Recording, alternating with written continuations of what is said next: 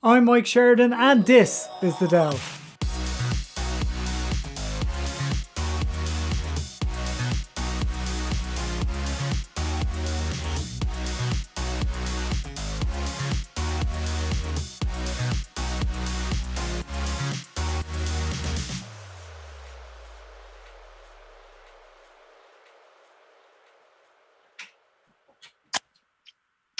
Hello. Hello. Hello. How's everything in lovely LA? It's good. Today it's a bit overcast, but that might change by 1 o'clock. And so far, so good.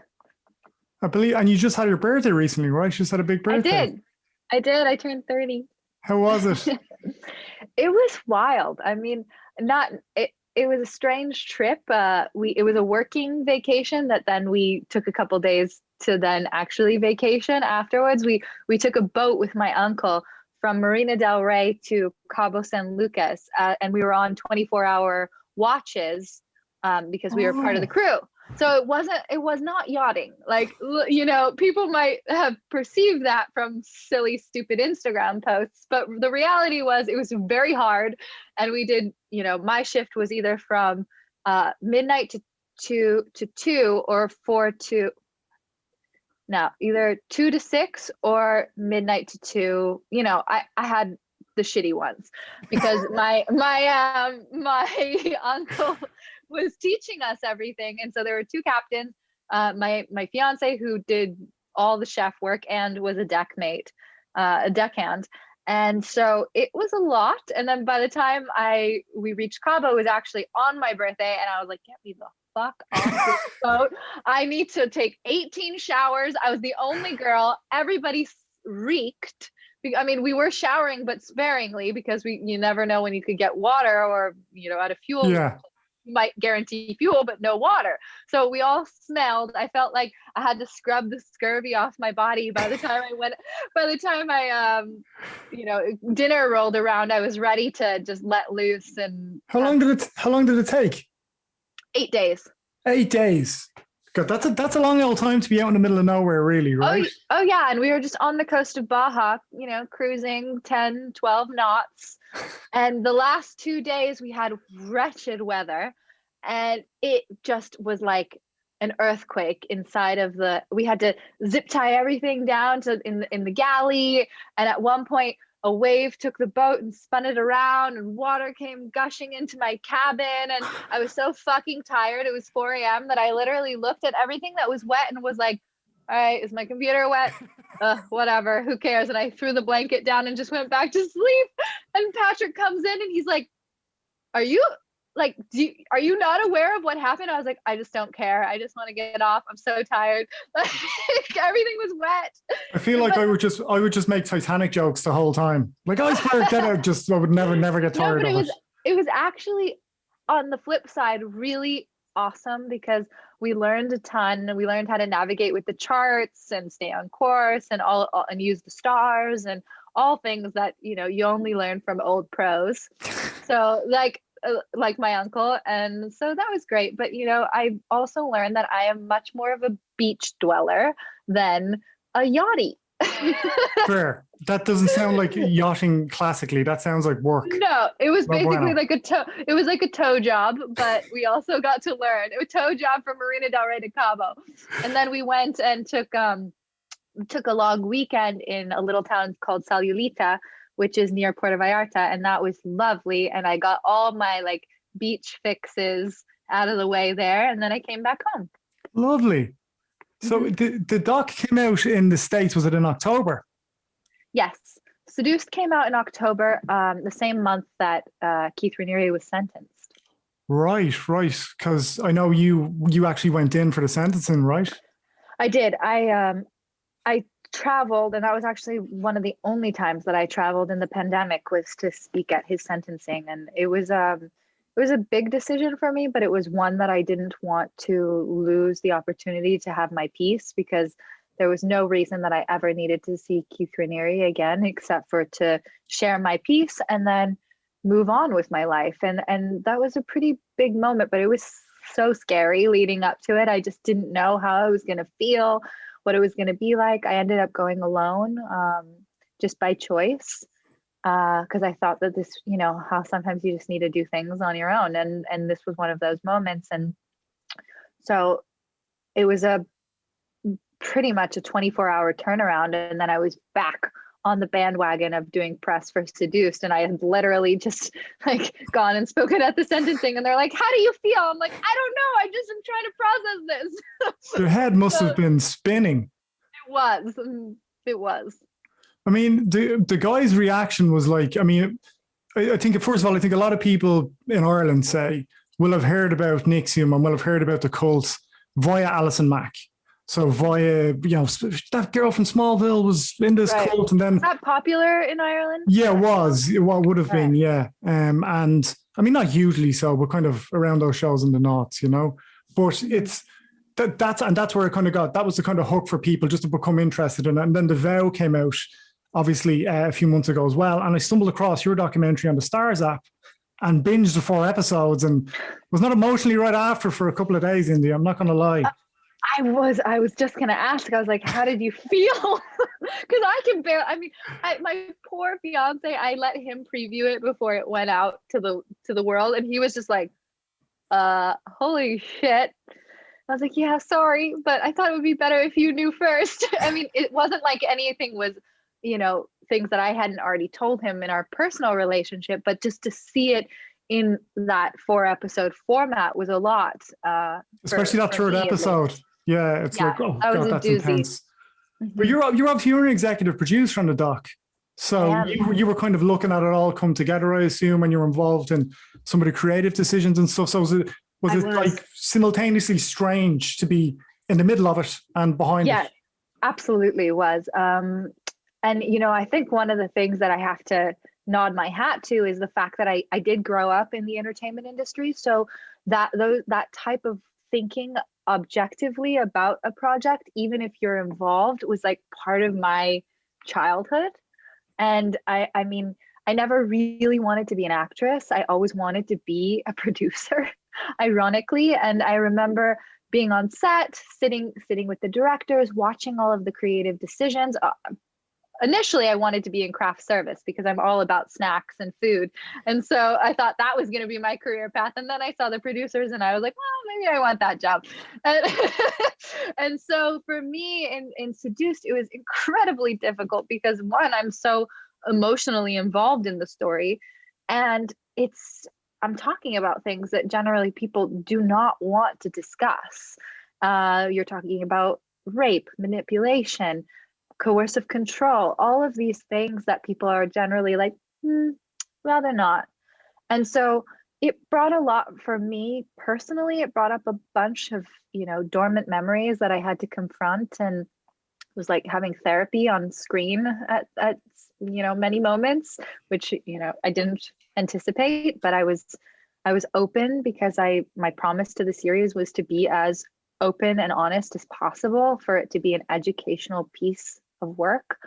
And that came with its own personal and professional challenges.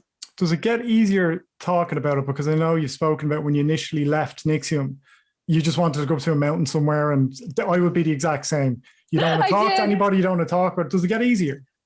It does get easier. It really does. But, you know, healing is just not linear. And I mean, I've said that a million times because it just isn't. And sometimes, you know, you feel like you're going 2 steps forward and then, you know, 5 steps back, and you're in a tailspin because something's triggered you, and you have to be able to identify that and move on. And I feel like I'm much better at that now, and it doesn't throw me in the same way as it used to. It would throw me for weeks at a time, whereas now maybe a couple hours or a day. And so I just have to be gentle with myself, knowing that that does happen. And I can't deny it. It would have been nice to be able to run away to a mountain and pretend like none of this existed. But if you know anything about, you know, trauma or just life experiences, that's just not the way it works. You just you can't delete things. They'll show up, and they'll show up in your relationships, and they'll show up in your work, and you'll be confronted with it one way or another. And my decision to speak out publicly was really a choice to go all in and to have a path out. And that was how I had to stay focused. Like you were a kid when you first went into, you were 19 when you first went into NXIVM. Like I know. And that's so people like are kind of crazy judgmental about people who end up in cults without really understanding coercive control. Never mind something like being at an age like that. I know, and there's a lot of stigmas about cults that I've come to learn are not true. One of which is that you have to be young and vulnerable, and that's not the truth, because even in NXIVM, for example, we had a whole Harvard contingency of people who were highly educated, were adults. And sorry, my little cat's trying to jump on the desk and I don't want her to. She's more than welcome. She can be in the show. She can sit in my lap, but if she goes on the desk, she just starts knocking things off and I don't like that. That's why I kicked my dog out. But she farted first, as I said, which is nice. Right, just as a parting gift. Yeah. So I sorry, where were we? We were at the part of talking about coercive control. Yes. And so for me, I really wanted to make sure that Seduced was going to leave people with debunking a lot of those stigmas that they might have already had, like that you need to be stupid, that you need to be naive or vulnerable or whatnot, and or weak-minded. And a lot of those things are not true. And actually, what I discovered in my own research, separate from NXIVM and just cults and high control groups in general, is that it really has to do with your vulnerabilities as a human being, which we all have, and that there are people out there that are masters at manipulating, and they are able to identify, and I don't like to call it a weakness, but somebody's vulnerability, and they can use that against you if you're susceptible to it. And so that's why I say that it could actually happen to anybody, because I do believe that if you're at the wrong place, wrong time, I mean, who can't relate to being fooled or conned at least one time in their life, whether it was a romantic relationship or just a lousy business decision? And so I wanted people to see the similarities between a manipulation that they might have had in their life and something as extreme as NXIVM. It's a very slow drip as well. And you talk, and you know, and it just appears like I think Seduced did a really good job of just underlining how they just kind of pull people in, and you assume, and I watched your conversation with the director, Cecilia Peck, and how Cecilia nearly ended up in there as well, because it was recommended to her by 4 friends, and you're like, this is female led, it's empowerment. It all seems like on the surface such positive stuff. I know, and that's the really twisted and sophisticated part about cults now, especially with the kind of new age and personal growth movement, is that they can use a lot of that jargon that might be, normalized, like lean into the fear, or, do the thing that makes you uncomfortable. Like those things in theory can be good and can be healthy challenges sometimes, but when it's done in a way that's coercive and it's intending to kind of move you in a direction that serves the leadership and actually doesn't serve you, that's when it can be dangerous. And I wanted people to know that this isn't something that also happens overnight. This is something that happens over time. And that's why there is a grooming process and there's a process of indoctrination. It's not like, Allison Mack came to me and said, hey, you want to join a master slave group tomorrow? Like, no, I would have said, like, what the fuck are you talking about? It was something that I had been primed for, unbeknownst to me, for 5 years by the time I even said yes to DOS. It must be surreal for you to see, I know you lived with Allison for a couple of years as well. And so it must be surreal for you to see somebody that you knew so well kind of going through this as well. And at the same time, she's got legal issues. I think she's still waiting to be sentenced, is she? She's going to be sentenced this month on the 30th. And so it's been a pretty challenging month for me emotionally. I had to write another statement, and that was really hard. And it brought up a lot of dormant memories that I hadn't wanted to think about for a while, and just revisiting that time. And I did live with her for about 2 years. And I mean, it's funny you say, someone who I knew so well. I thought that I knew this person so The well. surface. And I think, yeah. And I think that's one of the more difficult realizations is thinking that you know somebody and that they have your best interest and that you can trust them implicitly. And that level of betrayal of feeling like, holy shit, how did I not see that when it was just right in front of me? That's a challenging thing to unravel. And so I've been working on that myself for the past couple of years. And just this month, I feel like I cracked open some things that I hadn't wanted to. And so that shows you like that this is kind of an ongoing process. I try not to let it take over my life, but sometimes it really throws me and I have to be okay with that. And like the footage that you guys managed to get for Seduced as well from NIXVM was like, I just found it, like I watched it out and I would enjoy isn't the right word, but I found it fascinating as well. Yeah. But the footage that you guys have in Seduced, and I'm talking about like when Keith is on stage, or like seminars or whatever they are, some of the shit he says is super disturbing. Are people that locked in that they're like, oh no, he's making sense, it's Keith, he's the smartest man in the world, which is something that you were told from early on as well? From the beginning. Yes, but I think it's two things. It's that one, that they're very locked in, but there's something that happens in, large group, you can call them LGATs, like large group awareness or just kind of group think, that stops you from questioning, because we weren't in a culture of questioning, we were in a culture of obedience. And so when you're living in that kind of environment, it's very difficult to challenge the authority who is sharing that kind of information. I mean, as a viewer, you see it and you're like, what did that guy just say? Oh my God, I would have walked out in an instant. But when you're there, there's a lot of pressure to conform and to support. And so it was rare that somebody felt comfortable enough to object. Sometimes it would happen if they were new, but new students would quickly be corrected. And that's one of the dangers about these large groups in general, is they can be, they're like a self-cleaning oven. Like they do the work for the leader rather than having him have to do it directly.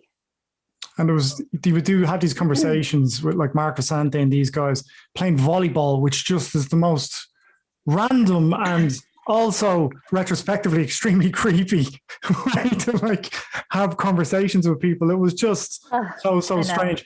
I don't want to keep you too long, but another one of the parts of the series, and I can't recommend it enough, that I found fascinating, and I think people would find it really empowering too, is that you went back to Albany, where a lot of this trauma happened to you. And I know you've spoken about even been on the train there and the anxiety and stuff that brought up in you. I didn't actually expect myself to have physical responses to that. I think I was like kind of wishful about the fact that wouldn't affect me in the way that it did. And I said yes to going back because, like I said, it was part of my commitment to the series to kind of confront these things. And that was what I had decided to do, but I was fucking scared. And I did not want to go back to Albany at all. I had no interest except for to serve the series and to make sure that I didn't have places in my life that I was terrified to go to. So it was twofold. I didn't want that to be somewhere that I felt afraid of, but I also knew that it was important to go back there. Just instinct, I guess. And so going back, I remember immediately I started having acid reflux. I started feeling like my throat was closing up. I was having a hard time eating. I was struggling, and it was a lot of my body just kind of telling me like, whoa, what's going on here? Like, why are we here? It wasn't so conscious. It was more like a physical reaction that I was having. Was anybody telling you that maybe it wasn't a good idea to go back? Were you just my mom, my mother. Like, don't go near that place. Stay away. I know. My mom was like, "Are you sure you want to do that?" And I was like, "Yeah, I am." But my mom is always looking out for me, and so she wants me to make sure that I'm doing things for the right reasons, and sometimes you do need a little bit of an outside person that you trust to say like, "Hey, is this good for you? are you sure you want to do this? And then you have to have the wherewithal to be able to check in with yourself and say, is this what I need to do in order to heal? And that's something that I am constantly asking myself, because sometimes you get so much advice and so much influence from other people that you forget to check in with your own intuition or soul or whatever you want to call it.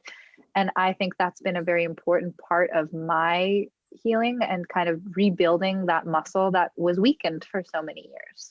You mentioned your mom there, and your mom is remarkable. Like she just zoned in on, like, obviously you're her daughter, she wants you to be okay, but nothing was stopping her, was it?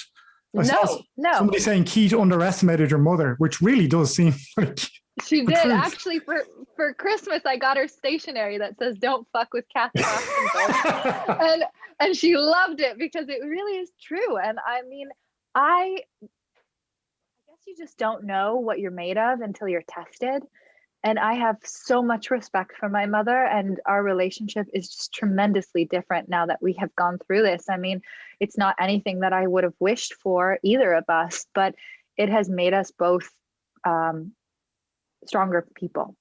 Were you like aware when you were in NXIVM of what your mom was trying to do? Obviously, I know she was texting you and you were still seeing her and speaking to her, but like when she went on Megyn Kelly and that type of stuff, and it was obviously. But I wasn't seeing her then. I wasn't. When I was in Albany, I mean, there was a time where we didn't communicate for about 8 months, which was really long for us. And actually, prior to that, we really were only kind of texting here and there because my life had become so absorbed with DOS that it was almost like I was living a double life. Like I had to kind of give a front to my family, and then all of these other things that I was doing were completely a secret. And so I felt really distant from my family for a long time. And I felt really afraid of my mom, but that was also because of what they were telling me, which was that my mom was a psychopath, that she was trying to destroy the company, that she was doing this for her own, personal media exposure. I mean, like all sorts of things that they were telling me that made me distrust my mom even more so. And so that's taken a lot of time to rebuild and, get rid of those sort of old messages. But I was really upset with my mom when she was coming out against NXIVM because I did not understand what she knew. And I mean, as well as that, you're on 500 calories a day. You're not sleeping. I'm not sleeping. I'm on food deficit, sleep deficit, high control. I mean, everything I did, I had to run through Allison. And so I was not thinking for myself, and I wasn't actually capable of thinking for myself at that time. I was really, really in a fragile state. How's your mom? I'm assuming she's watched the documentary. She must be so proud of you that you've helped put this thing together. She is. She was really proud. And I think what really brought us closer was having to do all the press that we did for the series after the fact. And it just felt so wonderful to just be able to be on the same team and to complement each other and to be able to share this story and really show that the root of it was our love for each other and the fact that we wanted to have our relationship, and that my mom saw a life for me that I couldn't see for myself. And so that's like a gift, a huge gift that a mother can give. So it must be massively complex as well. I know you have friends who are also in NXIVM, and I don't know if some still are or whatever, but it must be massively complex when somebody's been, they've been a big influence in keeping you there, or they've been part of the coercive control that are now out maybe. Is that just even more of a complex relationship and feelings that you have to address? It has been in the past more challenging, especially when I first got out, because it was difficult to know who to trust. But I've learned a lot through this. And I think one of those things is knowing that people can be forgiven, and that also applies to myself. And so I think that I kind of try to take that position. And if somebody is out there and they have denounced themselves of NXIVM and that they're trying to rebuild their lives, I have enormous respect for them in that way, because I know how difficult that is. And I don't hold a grudge. It's not worth it. And I just feel like everyone deserves a chance to kind of take their lives back in their own hands and do what they need to do in order to heal and put it back together. And so I don't really criticize anyone's decisions. I think the only thing I know that I do is I need separation and boundaries from those who are still involved. And so I don't associate with them because it's not healthy for me. And that's sad because I've lost a lot of friendships that I had for many years. And I've had to grieve those things and those people. And I still hold hope that they'll see the truth one day and that they'll, forgive themselves for being fooled or whatever it is that they're unable to confront. But I can't control that. And I can't control their decision to want to see the truth because I know how challenging that is and how many dark days I had personally when I was looking deep into what the hell happened these last 7 years. So, I mean, it's kind of like a catch-22. You have to want to go in and you have to want to confront these things. And sometimes that means confronting yourself and other people. And so it's challenging. You'd wonder, is it going to feel like a hangover when somebody sees footage of themselves dancing outside Keith Raniere's cell or dancing outside a prison? Like, what's that going to feel like? Is it going to be the fear? What that is, but they have to obviously address that. That's something that they have to find for themselves. And if they want to continue to deny it, which is like the usual MO of, fake news, not going to look at that. And they refuse to acknowledge the truth of who Keith Raniere is, that imprisons them, whether they're in prison or not, if that makes sense. They cannot be free of his indoctrination if they can't own the reality of the person that they're actually promoting. So more positively, like you seem like you're in such an amazing place. It's beautiful to see. What does the future hold for you, like professionally, personally? I know you're engaged. I am, and I'm getting married in September. Oh, congratulations! Thank you. And I've just been really trying to just experience my life and enjoy it. And sometimes it's harder than you think. So I think for me, it's been about learning to take care of myself and also move forward and be grateful for all of the things that I have, which is really easy these days because I just feel so fucking lucky that I'm not there anymore. And I am hopefully going to be writing again, which is something that I love to do. And I wrote a book that came out on Audible called Still Learning that actually came out on the day of Keith's sentencing, which was like an extra jab. Serendipitous. Yeah. Yes. And I'm also working exclusively with Starz now, and I'm a producer for them. And so I'm tasked with having to find other people's stories who want this type of safe platform to share, like I was able to share in Seduced. And so I'm looking for those types of unique female-oriented stories of really people overcoming great challenges and coming on the other side of that and what it takes. And so I feel like I have an extraordinary opportunity to showcase some really beautiful survivor stories and also continue to do what I love, which is to inform and to educate and to work on my activism. And I work with a whole bunch of different charities, and I do a lot of behind the scenes stuff with different cult survivors and their families. And so I spend a lot of time, sometimes too much time there, but I have to learn to balance that and to take care of my work. And so I'm just really excited for the opportunity. I just feel like I just get another opportunity to have my life back. And so I'm all in. I got to say, it's when you watch a show like Seduced or watch a show like The Vow, and maybe you've watched it a few months after it came out in the States, and you then go and Google the people that are in it, you are the best case scenario. So to see what's going on with you now, how happy you are, how great things are, it's the best case scenario. So it's the closest thing to a happy ending in real life, I think, that anybody that becomes engulfed in the show can come away with. I hope that it makes them less afraid to watch. It's a great show. Thank you.